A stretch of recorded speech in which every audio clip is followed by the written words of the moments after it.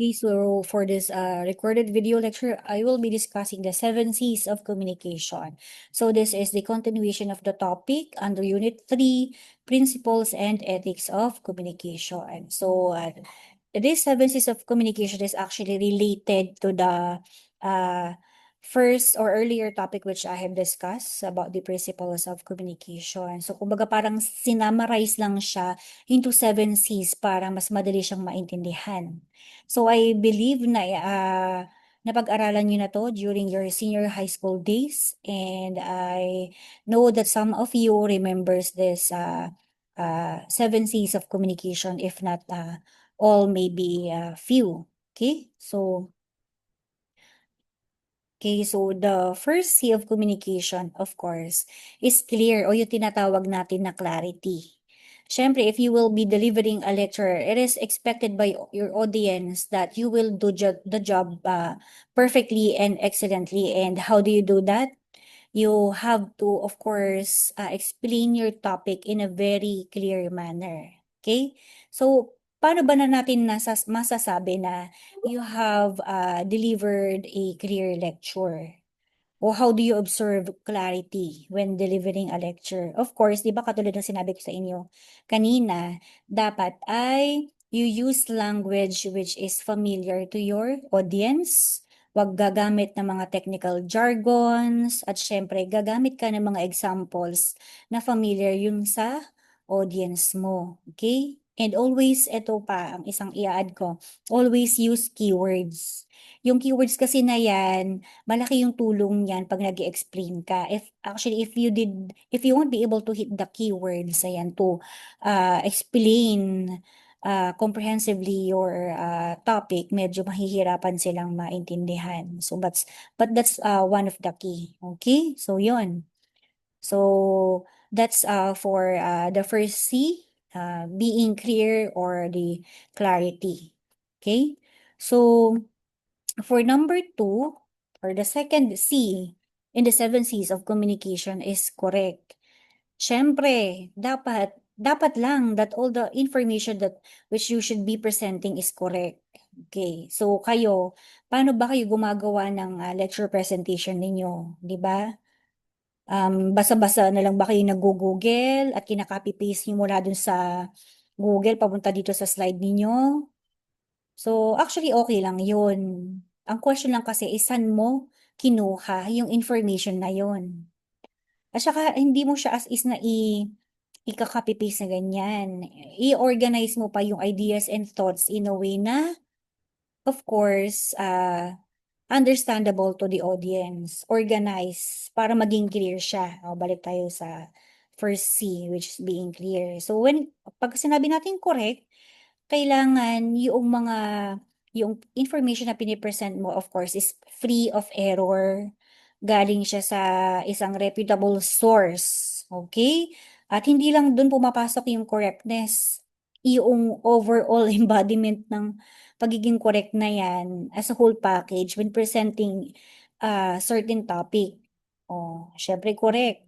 Even the spelling of the words you use in your presentation should be correct. No typo errors. Kasi siyempre 'di ba ikaw, naranasan mo na ba na pakinig ng isang lecture ng isang professional, ang galing-galing niya, then bigla mong nakita yung isa sa word dun sa presentation niya, 'di ba parang wrong spelling, ayan. 'Di ba pagka gano'n nakaka-turn off kasi it will actually affect your ano your credibility as a lecturer or a presenter. So you have to observe that correct.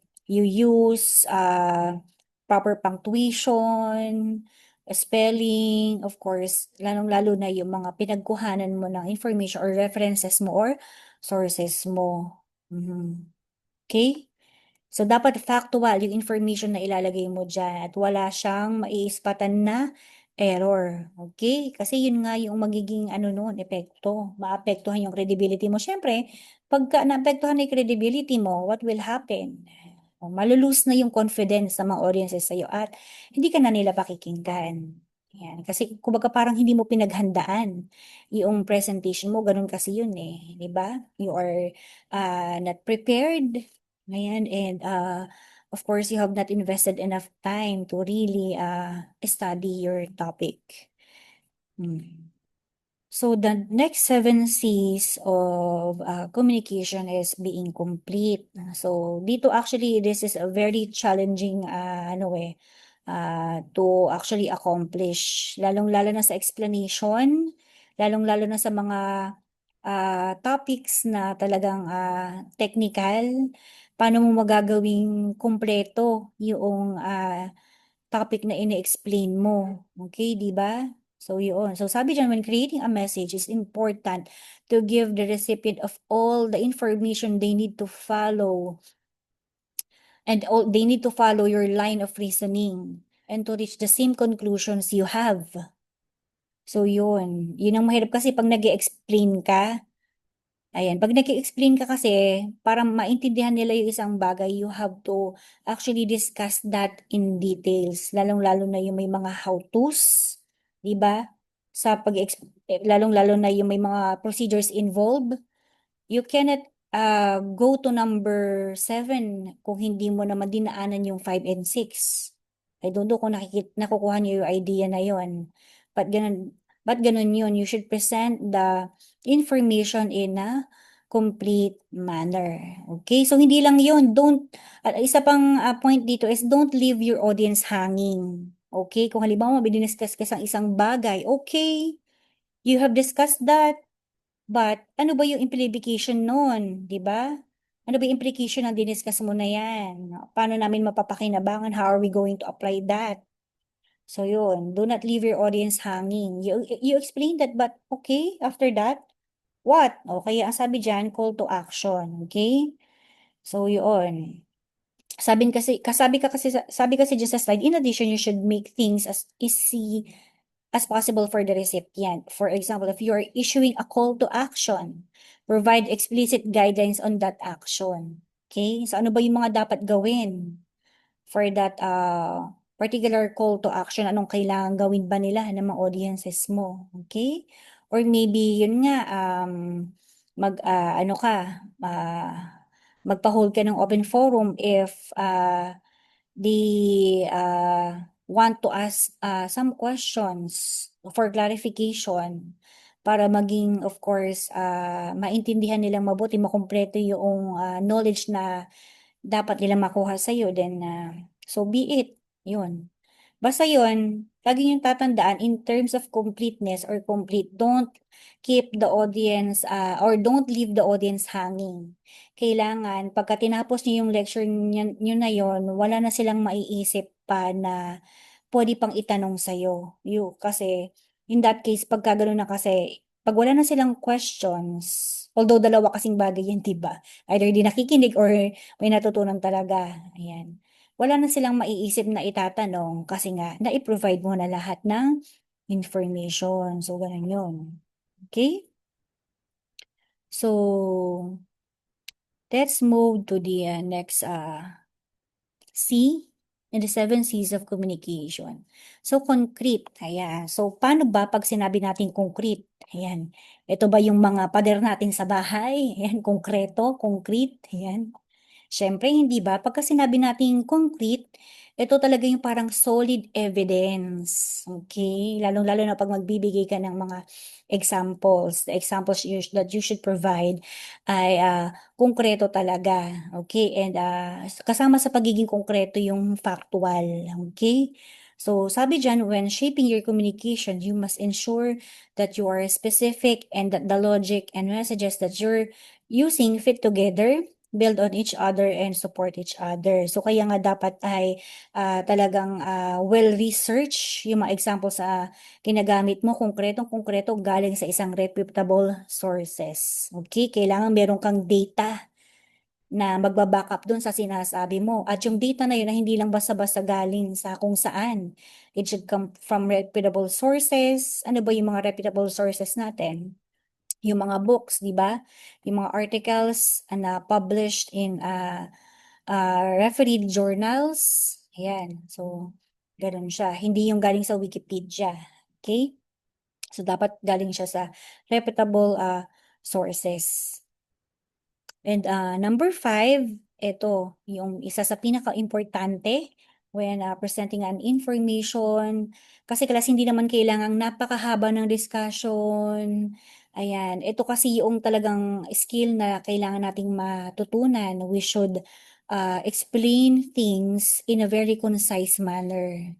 Kasi in the end, hindi naman magma-matter at all kung gaano kahaba yung explanation mo, kadami ang examples mo, but how you delivered your message. And masasabi mo nga lang na effective yung delivery ng message mo if you delivered that topic or message in a very concise manner. Okay na, naiintindihan ng audience mo. That's actually a challenge. So sabi nga dyan sa slide, don't use 10 words if you can use 5. So diyan papasok yung principles of editing. Ayan, kung kayo ay mga member ng small papers, ayan, nung kayo ay high school, di ba? Yung mga 10 words na yan, napapaikli nyo siya, nagagawa nyo siyang concise. Yung 10 words, nagagawa nyo lang na 5. And of course, do not repeat your messages. So yun kasi, ang danger kasi dyan is the more you say, the more risk there is of confusion. Kung nakuha mo na yung point mo, then stop from there. So yun na yun. Okay? Ang tendency kasi pag mag-a-add ka pa okay na nga yung diniscuss mo kanina. O tapos medyo nalihis ka kanina, o di, ala na, nag-evaporate na yung unang pagkaka-explain mo na okay na sana. Okay? So avoid that, Chris, by focusing solely on the key points you need to deliver. So what else? Be courteous. Ito, as professionals, ito talaga yung dapat nating ino-observe, being courteous. So, yan. Kasi syempre, as professionals, we observe ethics in communicating with other people. And we observe proper ethics in communication by being courteous. Yun. Kasi di ba, ah, minsan dinedefine natin yung mga tao base sa pananalita nila, hindi ba? Although, justify nila na ganun lang talaga sila magsalita, but syempre, if you are professional, iba kasi magiging interpretation nila sa'yo. So, always be courteous. Courteous in a way na magalang kang yung pananalita mo, mababa yung tono mo, ayun. Sabi nga dyan, communicate in a polite manner. Okay? So, ganun yun. Kasi people tend to judge yung nga kung mataas yung boses mo. Kahit hindi mo naman sinasadya. Paano nga kasi kung hindi ka nila kilala, nakausap ka nila, ay po parang nagagalit po siya sa amin, ganoon. So, di ba? Parang nadja-judge ka. So yun, kaya you should always be courteous, always be polite, lalo, every time that you talk to someone. Okay, so how to be polite ba? Siyempre, sinabi ko na kanina, mababa yung tono, tapos friendly yung tone, accommodating. So ganyan siya. Okay?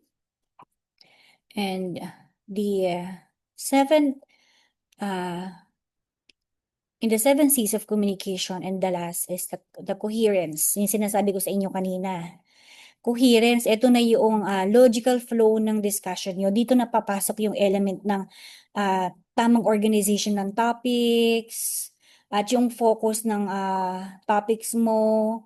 Dapat kasi yung mga succeeding parts is actually related to the first parts. Yun ang coherence. Iisa yung mensahe na tinutumbok ng sinasabi mo. That is coherence. And it is related nga to the things you have mentioned or explained earlier in the, of course, earlier part of your discussion. So sabi dyan, kasi pag hindi kasi coherent yung communication mo, it will not be effective.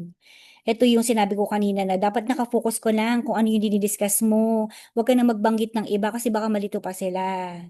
At anything that you should discuss should be actually focused on the main topic. So, ganun yun. And your idea should be organized in a logical manner leading to the understanding, full understanding of the topic. So, yun. I hope na gets nyo yung aking explanation, but that's a perfect explanation of this the last 7 C's and the 7 C's of communication.